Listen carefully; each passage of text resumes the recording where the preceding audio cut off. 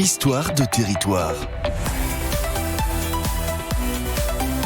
Bonjour à tous, bienvenue dans Histoire de territoire. Histoire de territoire, ce sont 5 podcasts qui vous emmènent à la rencontre des hommes, des femmes, des entreprises et des associations investies pour dynamiser leur région, l'Occitanie, chacun dans leur domaine de compétences.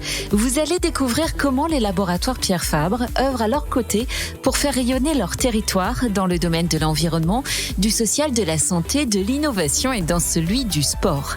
Et c'est à la santé qu'on s'intéresse aujourd'hui.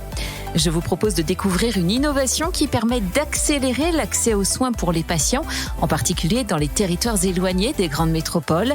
Elle est développée par les laboratoires Pierre Fabre et par la start-up Rofim et permet de pallier le manque de dermatologues, d'où son nom de dermato-expert. Et vous allez le voir, tout se passe en pharmacie. Et c'est justement à une pharmacie de Gaillac que j'ai rendez-vous pour retrouver Émilie Mercadal, la directrice générale et cofondatrice de Rofim, Virginia Dohan, la directrice de la Technopole de Castres-Mazamet, et Benjamin Scouteten, le titulaire de l'officine. Virginia, Émilie, Benjamin, bonjour. Bonjour Gaëlle. Bonjour Gaëlle. Merci à vous trois d'être avec nous aujourd'hui. Alors nous parlons donc de dermato-expert. De quoi s'agit-il, Émilie Mercadal, vous qui dirigez Rofim ? Donc Dermato-Expert, c'est le nom de la solution que l'on a cofondée avec Pierre Fabre. Et en fait, c'est une plateforme de téléexpertise à destination des pharmaciens. Rofim, la genèse, c'est l'errance diagnostique. Donc nous, on est là pour lutter contre le temps que l'on met à poser un diagnostic. Et donc en fait, Pierre Fabre avait un sujet pour essayer de diminuer le temps d'accès pour une consultation dermatologue. Et donc en fait, nous sommes la solution qui permet de faire ce que Pierre Fabre avait en tête. Oui, parce qu'on peut parler de déserts médicaux en France dans le domaine de la dermatologie. Alors, désert médical, ça concerne vraiment une zone géographique. Donc là, pour les dermatologues, c'est plutôt une pénurie.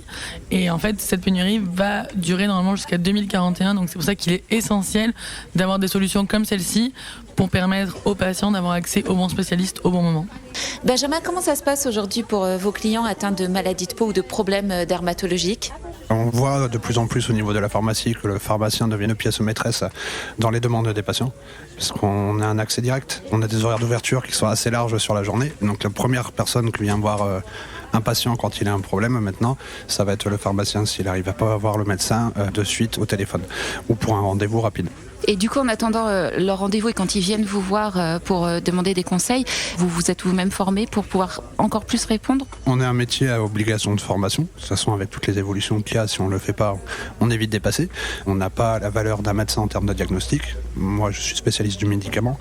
Mais faire un diagnostic, c'est pas du tout possible. Voilà. Donc après, à nous d'orienter au mieux le patient pour pouvoir trouver une solution adéquate pour eux. Et oui, effectivement. Et du coup, Émilie, pour revenir à Dermato-Expert, vous vous êtes appuyée sur des médecins, des dermatologues pour créer cette solution ? Tout à fait. Donc en fait, Rofim, c'est une communauté médicale. On a aujourd'hui un peu plus de 35 000 spécialistes sur la plateforme. On a également un dermatologue dans notre comité scientifique. Et l'idée, c'est vraiment de s'appuyer sur un réseau de proximité. Donc le pharmacien, comme l'a dit Benjamin, c'est le premier point d'accueil où va un patient. Et l'idée, c'est de s'appuyer sur cette expertise pour aller plus vite dans le diagnostic. Et alors, très concrètement, comment ça fonctionne, Dermato-Expert ? Très concrètement, un patient rentre dans une officine pour un problème de peau. Son pharmacien va lui dire « Nous avons à notre disposition une plateforme.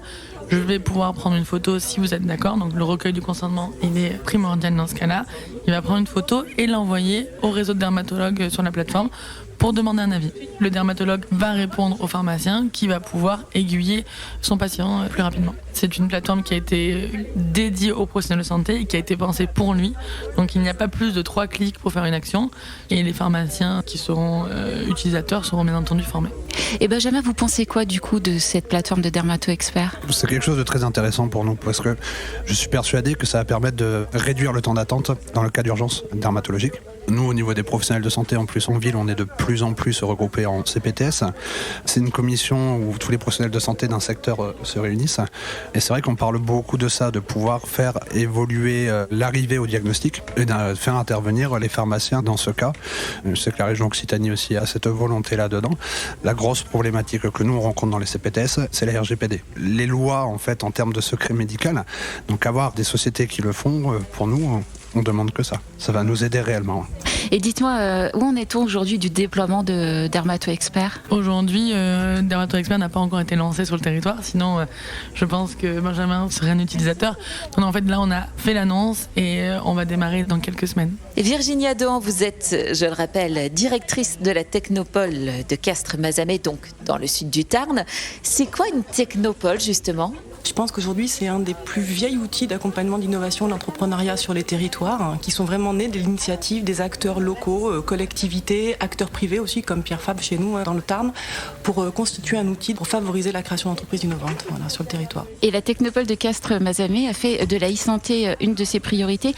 Vous nous rappelez ce que c'est la e-santé, parce que c'est très vaste, non ? Oui, c'est très très vaste. Alors la e-santé, il y a des définitions officielles fournies par l'OMS, mais plus simplement, ça désigne un petit peu tous les domaines qui vont utiliser les nouvelles technologies appliquées à la santé pour améliorer ce qu'on disait tout à l'heure, la prévention, les traitements, le diagnostic, la surveillance, tout ce qui va être lié aux problèmes de santé. Donc ça regroupe dedans différents domaines comme la télémédecine, la téléexpertise, téléassistance, télésanté, la M-santé, c'est tout ce qui est objet connecté ou application mobile. Et puis après, bien entendu, tout ce qui va être système d'information pour les établissements de santé. Voilà. Et alors, comment la Technopole de Castres-Mazamet est-elle investie dans ce domaine de la e-santé ? Je crois que vous organisez notamment un rendez-vous annuel qui réunit des experts nationaux et internationaux sur ce sujet. Effectivement, alors on va célébrer les 18 ans, c'est pas anodin. C'est vraiment dans les années 80 que le territoire de Castres s'est structuré autour du numérique en santé, parce que ils ont installé la fibre optique, notamment pour le groupe Pierre Fabre, pour relier à l'ensemble de ces sites. Et on peut pas prendre la voie de la e-santé s'il n'y a pas l'intégration de l'équipement numérique, l'infrastructure numérique. Voilà, donc ça c'est le lancement en fait de l'initiative. Puis après il y a tout un écosystème qui s'est structuré autour des laboratoires Pierre Fabre, mais aussi autour de PME, de start-up qui sont montés dessus. On a aussi un centre intercommunal de Castres-Mazamet qui a été pensé comme un hôpital numérique. Et puis il y a eu aussi l'école d'ingénieurs en e-santé qui a été une école pionnière en France qui forme des informaticiens au domaine de la santé. Pour mettre tout ça en valeur, surtout apporter du projet, de l'expertise, on a aussi pensé en fait l'université de la e-santé qui je pense fait partie du top 5 au niveau national, qui réunit pendant 48 heures sur Castres l'ensemble des décideurs de la e-santé. Et Pierre Fabre justement est partenaire de cet événement. Quels sont vos liens avec les laboratoires ? Alors Pierre Fabre est un partenaire fondamental pour nous, alors aussi bien au niveau de la Technopole, puisqu'ils sont membres fondateurs de la Technopole, ils sont vraiment moteurs dessus en termes d'impulsion, d'initiatives structurantes sur le territoire. Et sur la e-santé, ils sont membres historiques quand même de cet événement qui nous ont aussi aidés à porter. Alors c'est un partenaire qui est très attractif, quoi qu'il arrive. Donc c'est vrai qu'il y a beaucoup de startups qui ont envie de venir rencontrer les personnes qui s'occupent de l'innovation digitale chez eux pour faire de l'émergence de projets. Donc voilà. C'est fondamental pour nous d'avoir un partenaire qui soit dans une approche partenariale et d'innovation ouverte en fait. Et donc ils sont quand même très accessibles par rapport à d'autres groupes industriels. En tout cas, c'est le sentiment qu'on a et c'est le retour qu'on a aussi de tous les gens qui viennent à Castres. Émilie, c'est important du coup pour les startups comme Refim de trouver des partenaires structurants. Tout à fait. Tous les points, donc le financement, le business model, l'accès au réglementaire, pour moi c'est une barrière à l'entrée. Trouver des partenaires structurants, c'est très important pour une startup. En partenaire structurant, là aujourd'hui, on peut parler du laboratoire Pierre Fabre et avoir un acteur comme celui-ci qui se dit on va aller dans les territoires, on va utiliser l'ancrage de proximité avec la pharmacie. On a vraiment de la chance d'avoir un partenaire qui a les mêmes valeurs que nous. Pour terminer, Benjamin, vous qui êtes au contact des patients sur le terrain, ça vous aspire quoi d'entendre ces entreprises, ces entrepreneurs s'engager pour le mieux-être de tous ? Mais c'est vrai qu'au niveau de la e-santé, il y a un besoin, il y a une envie d'avancer et il y a une peur. Un besoin, oui, parce qu'on ne pourra pas faire ça. Ça va vraiment nous permettre d'évoluer nos métiers pour une meilleure santé pour les patients. Ça, c'est sûr et certain. On est dans le Tarn, vous sortez de la pharmacie, vous allez voir un patient, vous leur dites 2 mots Pierre Fabre, vous allez voir ce qu'il va vous répondre. Il va parler de monsieur Pierre Fabre avant tout, qui était proche de tout le monde. Et le laboratoire garde ça.